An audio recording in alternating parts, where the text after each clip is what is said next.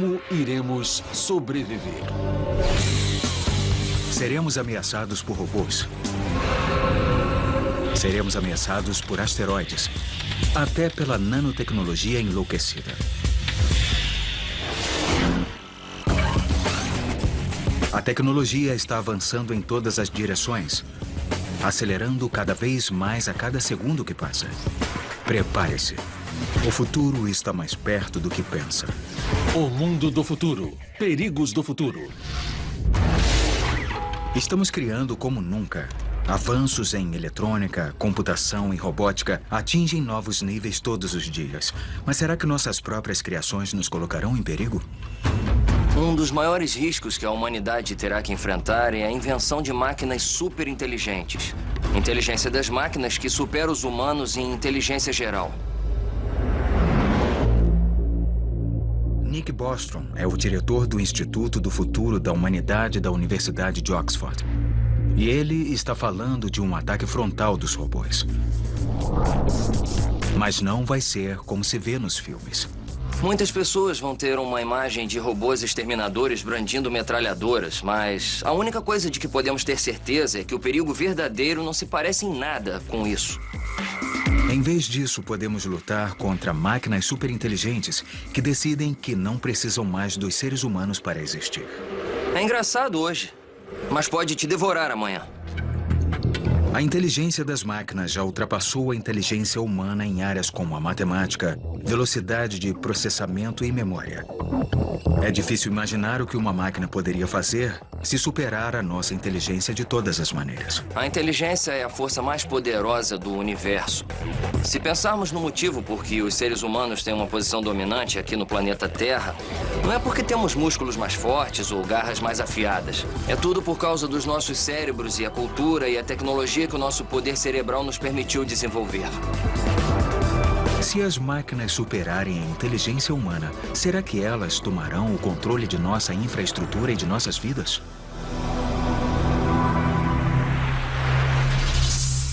Elas serão capazes de usar sua inventividade para desenvolver outras tecnologias muito rapidamente, armas avançadas e assim por diante. E para traçar estratégias para atingir seja lá quais forem seus objetivos, se uma superinteligência tem um sistema de metas que não se importa com as experiências e valores humanos, ela pode nos encarar como um monte de átomos que ela seria capaz de rearrumar. Mas como isso pode acontecer? Como os criadores dessa superinteligência, não seremos capazes de mantê-la sob controle? Ou será que já é tarde demais? O ponto de desequilíbrio será quando as máquinas se tornarem melhores na criação da próxima geração delas, superando a dos seus criadores. Nesse ponto, a taxa de desenvolvimento será então determinada pelo padrão no qual essas máquinas poderão pensar, em vez do padrão no qual os cérebros humanos podem pensar. Deletar humano?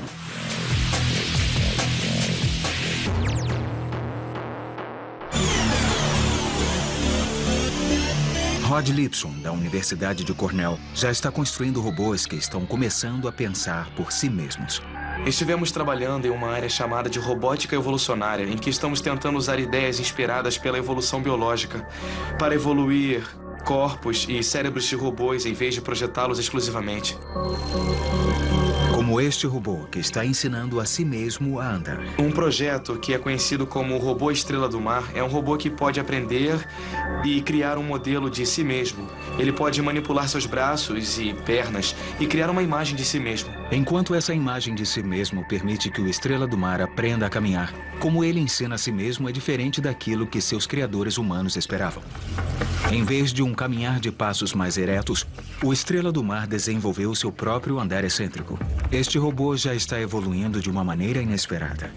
Esta é exatamente a situação que o Dr. Bostrom mais teme. A única maneira de construir uma superinteligência de forma segura seria construí-la de tal maneira que ela não iria querer nos fazer mal. Em princípio, que suas metas sejam condizentes com o desenvolvimento e bem-estar humanos. Do contrário, seria o nosso fim. Serão os humanos contra a superinteligência na batalha final pelo controle do universo? Mas será mesmo? O professor Kevin Warwick, da Universidade de Reading, imagina um futuro menos polarizado. Nós teremos humanos com cérebros aprimorados, humanos que têm seus cérebros vinculados a uma rede de máquinas inteligentes, nós teremos entidades biológicas em corpos de robô, nós vamos ter cérebros de computador em corpos biológicos e teremos toda uma mistura do que é possível. O Dr. Warwick acha que é perfeitamente razoável se fundir com as máquinas. Se não pode vencê-lo, junte-se a eles. E ele fala sério. Usando a si mesmo como uma cobaia, Warwick teve eletrodos implantados no braço. O implante, na verdade, foi colocado no conjunto principal de nervos descendo pelo meu braço. E ele foi integrado ao meu sistema nervoso bem aqui. As conexões, então, foram feitas com essa unidade transmissora e receptora de rádio. E quando eu movo a minha mão, nós podemos usar os sinais do meu cérebro para ligar as luzes ou operar a mão robótica. Tudo o que quisermos fazer. Ao incorporar máquinas em nossos cérebros e corpos, nós não só iremos aumentar nossa inteligência, mas melhorar a experiência de nossas vidas. Em vez de estarmos limitados aos 5 sentidos humanos, poderemos sentir em infravermelho, ultravioleta ou raio-x. Seu aparelho de televisão pode perceber o mundo em infravermelho. Você não. Com certeza você deve sentir muita inveja disso tudo, porque eu sinto. No futuro, não só os humanos serão meio máquina, mas as máquinas do futuro serão meio humanas. Mais uma vez, o Dr. Warwick está tomando a liderança. Ele está retirando neurônios do cérebro de um rato, cultivando-os e embutindo eletrodos neles. Isso mesmo, um cérebro de rato. E quando nós tivermos uns 100 mil desses neurônios se ligando e se comunicando entre si, nós vamos ligá-los a um corpo de robô. Os eletrodos embutidos recebem os impulsos disparados das células cerebrais e os transmitem de forma wireless para o corpo do robô. Esse cérebro é o único controlador do corpo do robô. Nós não temos um computador ali dentro fazendo pequenas coisas e alterando os sinais. Quando o robô se aproxima de uma parede, seus sensores enviam sinais para o cérebro remoto. Quando o cérebro devolve um sinal instruindo o robô a se afastar, ele é recompensado com estimulação elétrica. As células cerebrais gostam de ser estimuladas. Nós podemos dar sorvete para uma criança, mas não podemos ter certeza de que a criança vai fazer exatamente o que nós queremos que ela faça. E o mesmo acontece com o cérebro biológico. Embora o experimento do Professor Warwick ainda esteja em seus estágios iniciais, robôs com cérebros biológicos abrem todo tipo de possibilidade para o futuro. Nós poderíamos pegar algumas de nossas próprias células cerebrais, cultivá-las e colocá-las no cérebro de um robô. Então poderíamos ter um robô operando em casa, talvez ajudando a fazer coisas. Ele poderia ser parte de nós. Mas se não nos fundirmos com as máquinas, nós humanos podemos nos ver no fim da cadeia alimentar. No futuro, teremos máquinas que serão bem mais inteligentes do que nós humanos. Como é que elas nos tratarão? Bom, como é que nós tratamos outras criaturas que não são tão inteligentes quanto nós? Por exemplo, essa vaca. Se ela viesse agora para mim dizendo mu, mu, eu diria, tudo bem, eu vou fazer exatamente o que você me disse, essa é uma boa ideia. Não, eu diria show, show, vai embora. Talvez amanhã essa vaca seja batida e nós possamos comê-la como churrasco. E esse futuro não está muito longe. De acordo com Warwick, estamos nos encaminhando para ele a enorme velocidade. O trem já partiu da estação e ele está correndo para a beira do precipício. Não sabemos onde fica a beira do precipício, mas com certeza ela está a 20 ou 30 anos no futuro.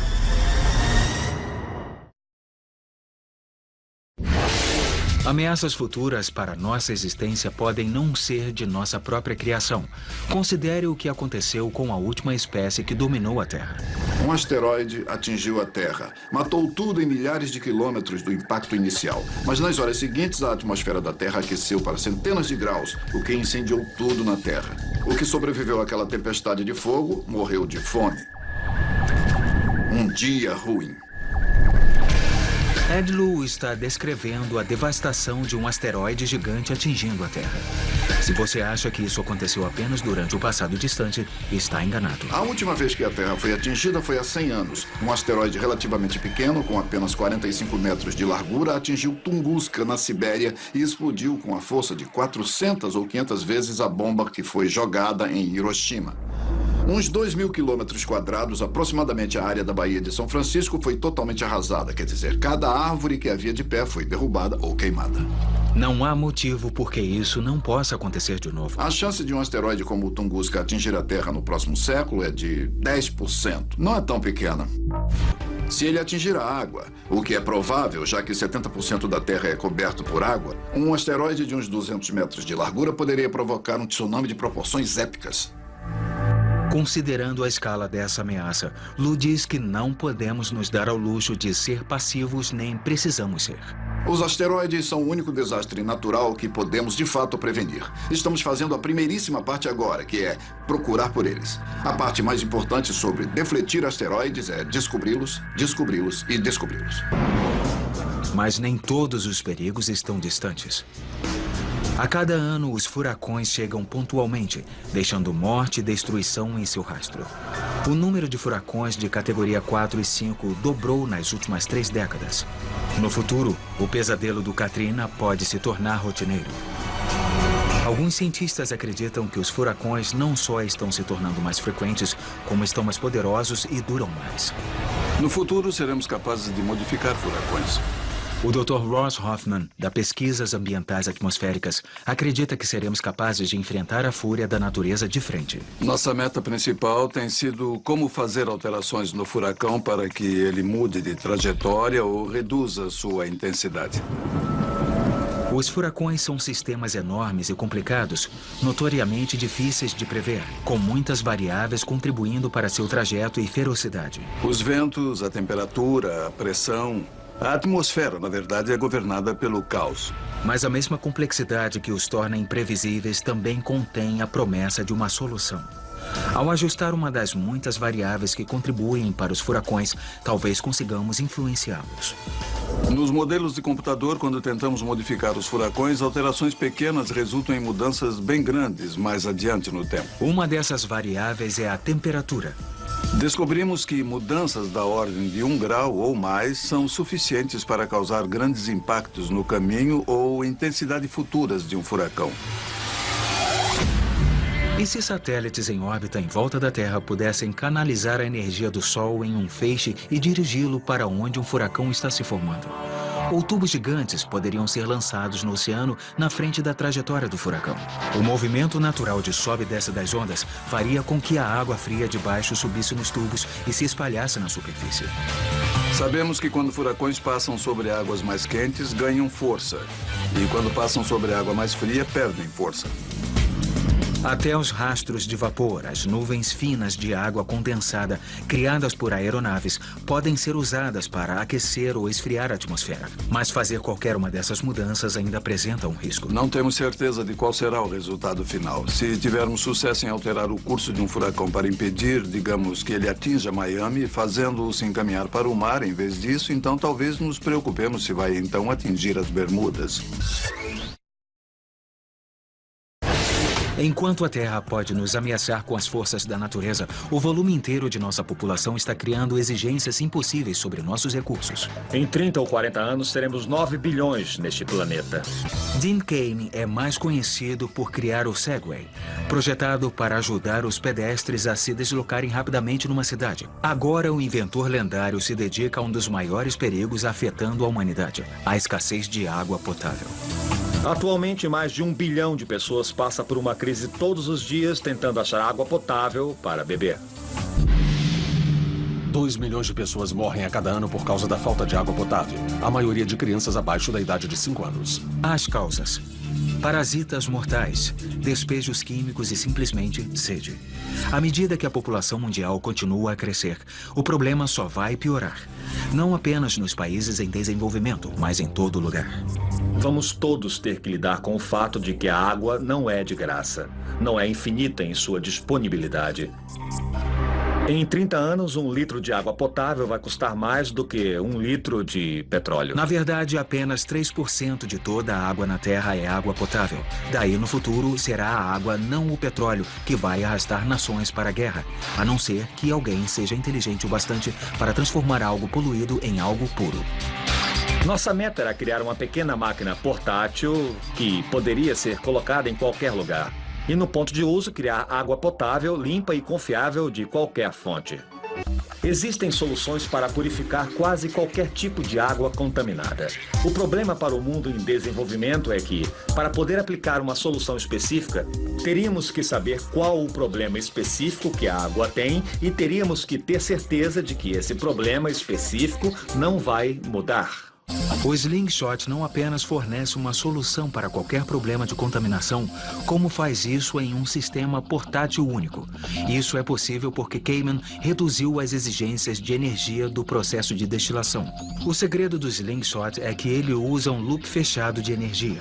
Uma vez que o primeiro lote de água é vaporizado e recondensado, toda essa energia é reutilizada. Podemos purificar todo tipo de água contaminada com uma quantidade de eletricidade que pode operar metade de um secador de cabelo, e isso é um grande avanço.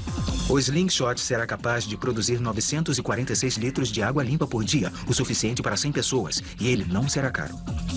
O custo para produzir a água seria abaixo de 10 centavos por 4 litros de água. Cayman prevê que no futuro o Slingshot ou outro dispositivo semelhante estará presente em todas as casas. Ele será eficiente, ambientalmente seguro e será a maneira padrão de se fazer as coisas. A água não é nosso único recurso natural ameaçado pelo crescimento da população e das alterações no clima. As safras do mundo também estão correndo risco devido a secas, vírus emergentes e o aquecimento global. Os especialistas temem um futuro em que nossas fontes de comida desapareçam da noite para o dia. Estamos em meio a uma crise ambiental neste momento e o que estamos fazendo aqui em Svalbard é salvar a diversidade da vida para gerações futuras. Podemos evitar uma futura crise de alimentos?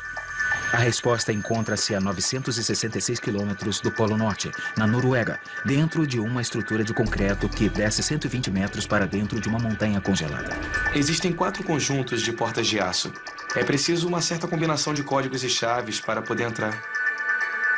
No final do túnel está um dos cofres mais seguros do planeta. Uma caverna enorme contendo talvez o recurso mais precioso do mundo. Suas sementes. Milhões de pequenas sementes, que podem ser tudo o que vai se colocar entre a raça humana e a fome em massa. É a reserva final, o Fort Knox para o futuro de nosso suprimento de comida. Os produtos agrícolas, como todas as outras coisas vivas, precisam evoluir. Se houver mudanças climáticas, se houver novas pragas e doenças, vamos precisar de variações para encontrar os genes que permitirão à espécie como um todo o poder de se adaptar. O cofre vai proteger as sementes singulares de cada cultura cultivada em todo o mundo. Ele foi estabelecido por um consórcio internacional de cientistas. Considere o cofre global de sementes de Svalbard como a Arca de Noé das sementes. A situação agora é que temos sementes no mundo que só existem em bancos de sementes e elas estão extintas nos campos. Há mais de 1000 bancos de sementes em existência agora, mas muitos não são seguros, como o maior depósito de sementes de arroz nas Filipinas. Em novembro de 2006, quando um tufão chegou e destruiu os bancos nacionais de sementes, muitas variedades foram perdidas nessa catástrofe. Tanto no Afeganistão quanto no Iraque, bancos de sementes foram destruídos no caos da guerra. A segurança do cofre global de sementes em Svalbard é garantida pela sua própria localização. Construído 130 metros acima do mar, as sementes permanecerão seguras mesmo em face das mais extremas projeções do aumento dos níveis do oceano. O cofre está enterrado bem abaixo da camada de terra congelada. Mesmo que haja uma queda de energia, as sementes permanecerão secas e frias. A terra congelada mantém as pedras aqui a menos 20, menos 22 graus o ano inteiro. Obviamente, os projetistas do cofre levam a segurança muito a sério. Estamos numa ilha aqui e há uma espécie de controle total de quem vem e quem vai. Toda vez que uma coleção de sementes local é destruída, o cofre global de sementes de Svalbard abre suas portas. E as sementes ainda estão chegando. O cofre global de sementes de Svalbard tem uma capacidade para 4,5 milhões de amostras de sementes. Isso é mais sementes do que conhecemos hoje em dia. Mas o cofre tem uma meta que vai além do presente. Isso foi construído para durar, para a eternidade. Proteger os recursos naturais da Terra é apenas parte de nossa luta pelo futuro da humanidade. Nossa sobrevivência também dependerá de nos defendermos de guerras globais e terrorismo. Os portos de entrada de nossas nações estão vulneráveis a ataques. O mais alto nível de segurança é exigido para lidar com a quantidade de tráfego que passa pelas nossas fronteiras. Mesmo nos postos de controle mais vigiados, o perigo em potencial é difícil de detectar. Mas a tecnologia de última geração vai nos ajudar a separar o bom do mal. E para ver o mais recente em dispositivos de detecção, não é preciso ir além destes sensores pequenos e incríveis dentro desta caixa. Abelhas. Por milhares de anos, os humanos têm usado as abelhas para polinizar colheitas e produzir cera e mel. Agora, os cientistas do Laboratório Nacional de Los Alamos querem usá-las para a segurança nacional no projeto Sensor de Inseto Invisível. O projeto Sensor de Inseto Invisível utiliza a habilidade inata das abelhas de detectar explosivos no campo. Seu sentido de olfato é comparável ao dos cães. Para explosivos, podemos chegar às partes por trilhão. Treinar e manter cães farejadores de bombas pode ser caro e exigir muito tempo. Abelhas custam menos, se reproduzem sozinhas e podem ser treinadas em 10 minutos. O processo de treinamento começa com a coleta das abelhas das colônias. Uma vez no laboratório, iremos escolher abelhas individualmente daquela caixa e prendê-las em um suporte em que ficam presas com fita. Uma vez no suporte, as abelhas são expostas ao cheiro de TNT, C4 ou outro explosivo qualquer. Uma vez que a abelha foi exposta ao cheiro do explosivo, nós fornecemos a ela uma recompensa de água com açúcar. Depois disso, a resposta inata da abelha é estender a probóscide, ou botar a língua para fora, antecipando ser alimentada. Após várias rodadas de condicionamento, a abelha vai estender sua probóscide toda vez que cheirar um explosivo. Então, as abelhas treinadas são levadas para uma bandeja e colocadas em uma caixa com uma câmera minúscula monitorando suas cabeças. A caixa é passada perto de uma pessoa ou objeto suspeito. Se o explosivo é detectado, a câmera vê as abelhas estendendo suas línguas e soa o alarme. As probóscides são um bom método de detecção porque não é ambíguo. Eles esticam a língua quando sentem o cheiro dos explosivos. É um interruptor de liga-desliga, sim ou não. Atualmente, as abelhas estão sendo testadas pela equipe de segurança do Laboratório de Los Alamos, mas os cientistas têm planos maiores. No futuro, imaginamos a plataforma de abelhas usada pelo Departamento de Polícia, Agência contra Narcóticos e Controle de Fronteira. Localizamos. Imagine enxames de abelhas em cada porto, posto de fronteira e aeroporto. Dentro de algumas décadas, alguns dos maiores problemas de segurança da nação podem ter uma solução muito pequena. Quando se trata de proteger a nós mesmos, menor geralmente é melhor. E a miniaturização da natureza sempre atraiu os cientistas. É difícil observar uma mosca em pleno voo e não sentir admiração por sua habilidade e agilidade. Elas são possivelmente os seres voadores mais ágeis e manobráveis feitos pelo homem ou biológicos na Terra. Robbie Wood é o fundador e diretor do Laboratório de Microrobótica de Harvard. Ele está desenvolvendo um robô minúsculo que terá as habilidades de uma mosca. Nós achamos que podemos, de fato, superar o que existe agora na comunidade de robótica. Primeiro, ele precisou entender como essas pequenas criaturas realizam seus movimentos acrobáticos. Trabalhamos com um grupo de biólogos que puderam nos dizer qualitativamente como os insetos conseguem gerar sua incrível capacidade de manobra. Então, foi uma questão de tentar construir esse inseto voador. A primeira coisa que estamos tentando realizar é pairar no ar de forma estável. E essa é, na verdade, uma tarefa muito difícil. Qualquer um que tenha tentado matar uma mosca sabe que não é fácil. O motivo? Viradas muito rápidas. Viradas de aproximadamente 90 graus que uma mosca faz em 30 milissegundos. E essa é uma coisa que queremos fazer. Temos outros materiais que podemos incluir nas asas, como carbono. Então, nós podemos fazer asas mais rígidas, mais leves do que as dos insetos.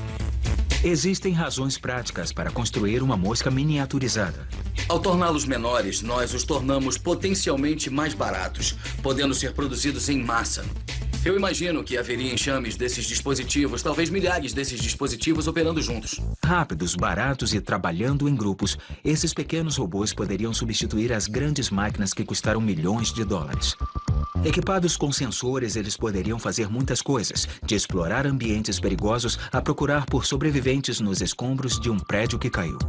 99% desses insetos podem falhar e nunca serem vistos de novo. Se pudermos torná-los baratos, eles serão potencialmente descartáveis. E a contribuição das moscas robóticas não ficaria limitada a este mundo. Posso nos imaginar enviando essas coisas aos milhares para os outros planetas. E elas mandariam informações úteis para os satélites em órbita ou para a própria Terra. A quantidade de informações que criamos e armazenamos está crescendo exponencialmente. Nosso dinheiro, nossos segredos, nossas vidas serão digitais e mais vulneráveis do que nunca. Se pensarmos em quanta informação existe por pessoa no planeta, isso chega a quase 8 gigas. Se seguirmos essa tendência por mais uma década e pouco, até o ano 2020, cada um de nós terá aproximadamente 130 terabytes de informações por pessoa. 130 terabytes por pessoa. Mais informações do que a Biblioteca do Congresso. Por pessoa. Como vamos manter essas informações seguras? Aaron Feigenbaum é o diretor de segurança da Google. Ele vê o futuro da proteção de dados na cloud computing, uma nova tecnologia batizada por sua natureza nebulosa. Cloud Computing é um conceito simples de tomar os mesmos dados, serviços e aplicativos que atualmente estão parados nos seus computadores ou servidores de TI e transferir isso para a nuvem. Mas essa nuvem não está no céu. Ela é uma rede de servidores em todo o mundo, cada um detendo fragmentos de suas informações. Apenas quando você entra no sistema é que os pedaços se juntam. Basicamente, podemos acessar essas informações a qualquer hora, em qualquer lugar. À medida que criamos novas informações, documentos, imagens, vídeos, qualquer coisa, tudo isso será armazenado na nuvem. De repente, qualquer computador pode se tornar o seu computador. Tudo de que você precisa é de um ponto de acesso. Essa mudança é uma verdadeira revolução. Mover dados para a nuvem é muito parecido com a mudança nos bancos que aconteceu há algumas centenas de anos. Indo da situação de ter dinheiro embaixo do colchão em que eles podiam chegar em casa e vê-lo todos os dias e assim achavam que estava seguro, a colocá-lo em um banco onde não poderiam vê-lo, é a mesma coisa. Vamos pegar seus dados que estão no disco rígido do seu dispositivo local que você acha seguro e colocá-los na nuvem. Separar as informações por vários servidores é em si mesmo uma maneira de proteger contra hackers e o roubo de identidade. O trabalho do hacker fica exponencialmente mais difícil. Eles teriam que invadir vários sistemas e saber exatamente onde procurar. E se defender contra ataques cibernéticos se tornará uma coisa do passado. Atualmente, os usuários precisam ser especialistas em segurança para proteger seus dados. Eles precisam entender de antivírus, firewalls. Ao transferir esses dados para a nuvem, essas questões desaparecem. A carga será aliviada de outras maneiras também. Nada mais de carregar laptops, adeus discos rígidos volumosos.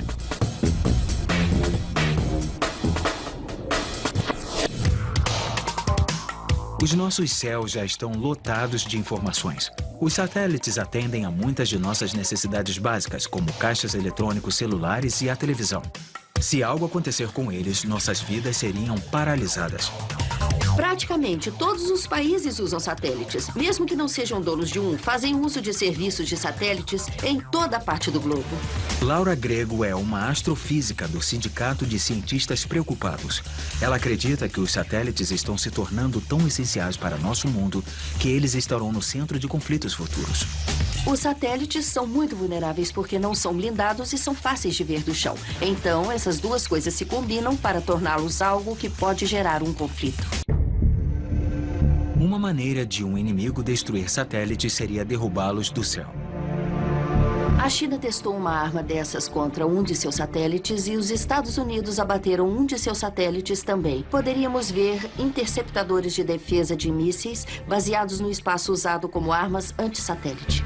Mas armas anti-satélite mais sutis também serão desenvolvidas. Há poucas tecnologias que foram testadas ou usadas. Uma dessas é a interferência, que é atrapalhar o sinal de comunicação. Outra é usar um laser baseado no chão para dificultar que um satélite de imagens veja o chão. Se conseguirmos um laser ainda mais poderoso, poderíamos mirá-lo no satélite e queimar a estrutura do satélite. Não só o sensor, mas o satélite em si. Existem várias soluções defensivas para proteger satélites. Escudos poderosos irão salvaguardar microprocessadores no satélite, sistemas de câmeras que vigiarão os microsatélites do inimigo e sistemas de manobra sofisticados irão evitar ataques. Mas a melhor maneira de defender os satélites no espaço é saber onde estão os satélites de todo mundo. E isto é conhecido como consciência de situação espacial. A consciência de situação espacial é a capacidade de ver o que está no espaço a qualquer hora e para onde está indo. Não importa quem vencerá uma guerra no espaço, todos nós iremos perder. A destruição dos satélites irá produzir destroços que irão durar por anos. Espera-se que muitas partes do satélite chinês que foi destruído ano passado fiquem lá em cima por décadas. E embora o espaço seja vasto, os riscos ainda são grandes porque até um pedaço pequeno dos destroços pode destruir seu satélite. E é um perigo real e precisamos ter muito cuidado com as decisões que tomamos agora, porque elas poderão nos afetar por muito tempo ainda. Mas e quanto às partes de nossa fronteira que não podemos controlar? Muito da terra ao longo dos quase 3.200 quilômetros em que os Estados Unidos se encontram com o México é indomada e quase impossível de patrulhar. É difícil dirigir um veículo através de uma cerca, mas não quer dizer que algumas pessoas não consigam. Eles passam em túneis por baixo ou por cima. Thomas Sereno é o chefe de sistemas de monitoração da SAIC. Ele está desenvolvendo uma rede de sensores que podem detectar intrusos onde as cercas não podem chegar. Esses sensores são distribuídos em ravinas e outras áreas em que a linha de visão pode ser obscurecida para monitorar as trilhas que são usadas pelos intrusos. Os sensores cabem perfeitamente em uma caixa que pode ser enterrada. Apenas a longa antena permanece descoberta, embora ela rapidamente se torne difícil de avistar. Sensores infravermelhos, acústicos e câmeras precisam estar acima da Terra e assim são um pouco mais difíceis de esconder. Eles são menos discretos. Os sensores enterrados medem as atividades sísmica e magnética, detectando o movimento ou presença de um automóvel. Eles transmitem as informações para uma sala de controle em que o ruído é filtrado e os sinais são determinados como sendo de humanos caminhando. Nós detectamos a cadência nos passos enquanto rejeitamos sinais sísmicos de outras fontes como animais, terremotos ou qualquer outra coisa que possa fazer a Terra vibrar. Quando se determina que os sinais são humanos, a rede de sensores continua a rastrear o intruso, inclusive o número de pessoas e a velocidade e direção em que estão viajando. Nossos sensores não evitam que qualquer pessoa atravesse. Eles os detectam e caracterizam para que os agentes saibam como e onde responder. O avanço por trás desse sistema de vigilância novo e sofisticado é uma pequena peça tecnológica conhecida como Smart Dust. Não é só ao longo da fronteira que o Smart Dust vai provar seu valor para a segurança americana. Ele também se tornará uma arma formidável nos conflitos além-mar. Esses tipos de redes são bem adequados para monitorar áreas amplas, para vigiar regiões de difícil acesso, como as montanhas do Afeganistão. Os Smart Dusts podem ser lançados de um UAV, um veículo aéreo não tripulado. E então ele pousaria e a rede começaria a enviar dados de volta para o UAV ou para uma base de comando. O campo de batalha inteligente é, com certeza, uma parte da paisagem do futuro. Ameaças da Terra e do espaço sempre estarão conosco, assim como perigos de nossa própria criação. Mas no futuro, as armas de fogo talvez sejam um perigo que poderemos eliminar. Imagine um futuro em que as armas dos policiais não poderão ser voltadas contra eles, em que as armas identificarão os criminosos e até recriarão os detalhes de um crime. O reconhecimento dinâmico de empunhadura é revolucionário porque ele aumenta dramaticamente a segurança das armas. O professor Michael Rath criou o DGR, o reconhecimento dinâmico de empunhadura, que garante que uma arma dispare apenas para seu dono. A maneira como os indivíduos empunham uma arma é tão singular quanto suas digitais, só que mais difíceis de copiar. Esses sensores de pressão são como o touchpad de um laptop que captura o padrão de pressão quando a pessoa o pressiona. Tudo o que um novo dono precisa fazer é disparar a arma. A arma aprende sua empunhadura e irá reconhecê-la desse ponto em diante, mas ela permanece travada para todos os outros. Imagine um caixa eletrônico que examina não só sua senha, mas como você a digita. As pessoas desenvolvem hábitos, são chamados memória muscular. São gestos feitos frequentemente, como assinar o seu nome, a maneira como você assina, onde você acelera, onde diminui, que na verdade são mais característicos de você. O DGR transforma esses hábitos em uma tranca à prova de erros. Essas armas mais inteligentes também ajudarão um perito na cena de um crime a resolvê-lo. Poderíamos registrar a hora, até mesmo a direção em que a arma é apontada no momento em que é disparada. E no futuro, essa tecnologia pode não estar limitada às armas. Trabalhamos para aplicar o reconhecimento dinâmico de empunhadura a uma ampla gama de aplicações, incluindo o controle em aviões, de modo que os controles no avião reconheçam o piloto. E se ele ficar incapacitado, o controle seria passado de volta à terra, e apenas a terra poderia dá-lo a outra pessoa, o que ajudaria a proteger o voo contra sequestros. Impedir o perigo ao travar nossas armas e aviões será parte de nossa segurança futura. Mas e se pudermos impedir o perigo antes mesmo que ele comece ao desvendar uma mente criminosa?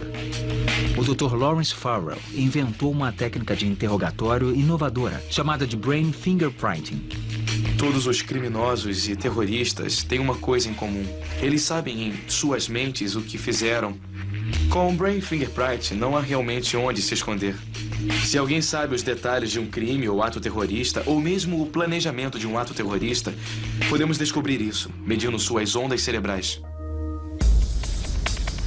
Usando sensores cerebrais não invasivos, o Dr. Farrell pode detectar o que ele chama de momento ahá de um suspeito, quando o cérebro reconhece algo como sendo importante. Nós projetamos palavras ou imagens numa tela, alguns deles relevantes para o crime, e medimos as respostas do cérebro. Se uma pessoa cometeu um crime, ela saberá certas coisas sobre esse crime que ninguém mais sabe, e podemos detectar isso. Se uma pessoa é inocente de um crime, ela não saberá esses detalhes essenciais do crime. Detectamos isso também. E o Dr. Farrell diz que a técnica é muito mais confiável que os testes de polígrafo convencionais. O Brain Fingerprinting capta uma resposta cerebral fundamental rapidamente, antes que uma pessoa tenha uma chance de reagir. Eu não posso enganá-lo, e fui eu que o inventei. O Dr. Farrell não quer apenas ir atrás do assaltante ou mesmo do assassino rotineiro. Podemos fazer a engenharia reversa das redes terroristas. Descobrir o que está planejado antes mesmo que aconteça. Encaro o Brain Fingerprint como parte de um mundo mais seguro. Um mundo mais livre do crime, mais livre do terrorismo. Mas como vamos combater ameaças de dentro de nossos próprios corpos? Esses são os nanorobôs, robôs minúsculos do tamanho de uma célula que existem numa escala molecular. Parte do campo emergente da nanotecnologia cujo potencial anima cientistas. Seremos capazes de criar quase tudo que se possa definir a partir de moléculas em objetos tridimensionais. O renomado futurista Ray Kurzweil imagina que a nanotecnologia irá desempenhar um papel importante em nosso futuro. E seremos capazes de usar a nanotecnologia em nossos próprios corpos. A aplicação fundamental é a de dispositivos do tamanho de células vermelhas. Elas irão entrar e corrigir erros no DNA, remover detritos, destruir patógenos como bactérias, vírus, células cancerosas e, essencialmente, nos manter saudáveis e deter o processo de envelhecimento. Mas para todos os problemas que a nanotecnologia poderia resolver, ela também pode oferecer uma ameaça à nossa própria existência. O lado negativo da nanotecnologia são os nanorobôs, que se autorreproduzem. As células fazem isso, elas coletam materiais e criam uma cópia de si mesmas. É assim que a biologia funciona e, de fato, as doenças têm a ver com a autorreplicação que dá errado. Bactérias, vírus, células cancerosas se reproduzindo e causando doenças. Bom, pode-se ter uma doença não biológica com um nanorobô se reproduzindo. Um erro no programa ou mesmo uma ligeira mutação pode fazer com que os nanorobôs se reproduzam descontroladamente, consumindo materiais que precisam no ambiente natural para fazer cópias de si mesmos. Em apenas 10 horas, um nanorobô descontrolado poderia gerar 68 bilhões de cópias, se reproduzindo até que tudo o que restar no planeta sejam bilhões e bilhões deles. Porque os cientistas não sabem exatamente como será esta situação, deram a ela o nome de gosma cinza. Serão os nanorobôs enlouquecidos, defeituosos e comendo o ambiente e tudo nele. Em menos de 2 dias, eles poderiam tomar o mundo. Então, como podemos combater um ataque dos robôs em uma nanoescala? Precisamos de um sistema de resposta rápida que detectaria que a nanotecnologia que se autorreplica é destrutiva e a desativaria. Basicamente, um sistema imunológico.